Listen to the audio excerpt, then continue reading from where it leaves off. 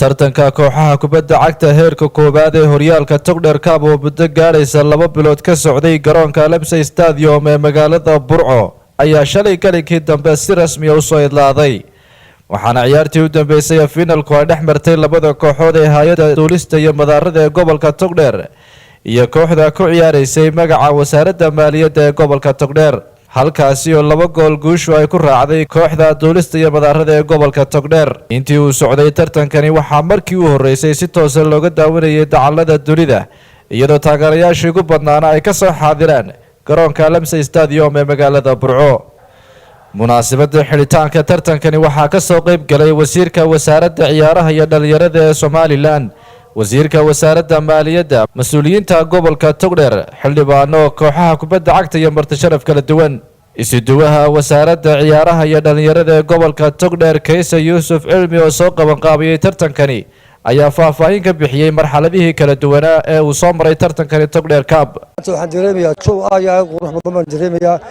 halkan waxa la joogaa maanta oo garoonkan Stadium Lemsey imi oo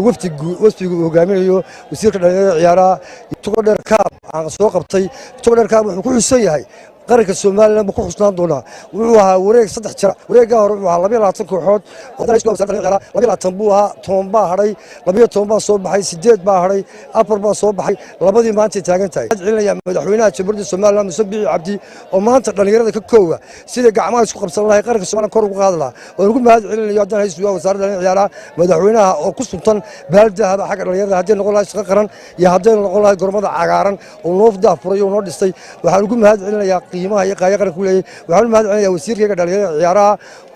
Boos Mire oo isaguna maanta kor u soo qaaday dhalinyarada qaranka Soomaaliland iyo ciyaaraha wasiirka wasaaradda ciyaaraha iyo dhalinyarada ee Somaliland Boos Mire Maxamed oo halkaasi ka hadlay ayaa mas'uuliyiinta wasaaradda ciyaaraha iyo dhalinyarada ee gobolka Togdheer ku amaanay suurtagelinta tartankani Togdheer Cup tartan aad iyo aad qiimo badan oo ahaa Burco dimasho waa Burco hadday iska tayso waxa kala sheegay jirtay meel ciyaaraha ku haysataa ma jirto Somaliland protectorate teamkeeda 7 reer Burco ah waxa doonayay isbeddelka soo celiso aad iyo aad waxaan ugu mahadnaqayaa dhammaan reer Burco oo dhan dhalinyarada iyo wixii ka soo qayb gashay waxaan u mahadnaqayaa wasaaradda arrimaha gudaha meel walba ay joogto ciyaar roobaba socoteen ilaa wasiirkeeda ilaa ciidankeeda ilaa jarankeeda iyo amnigeeda aad iyo aad baan ugu mahadnaqayaa xagan waxaan ugu mahadnaqayaa madaxweynaha jamhuuriyadda Somaliland oo ugu deeqay inuu quruxda maanta aynu ku arkayno meesha uu soo bixiyo aad iyo aad gulban u rajaynayna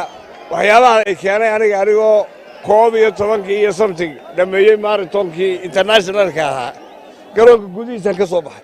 intan u beesitay ugu dambeyn waxaa abaalmarino kala duwan la guddoonsiiyay kooxdii ku ciyaaraysay magaca hay'adda duulista iyo madaarada ee gobolka Togdheer oo iyagu si rasmi ah ugu guuleystay koobkani Togdheer Cup Shacib Xasan Dheere Sahan TV magaalada Burco.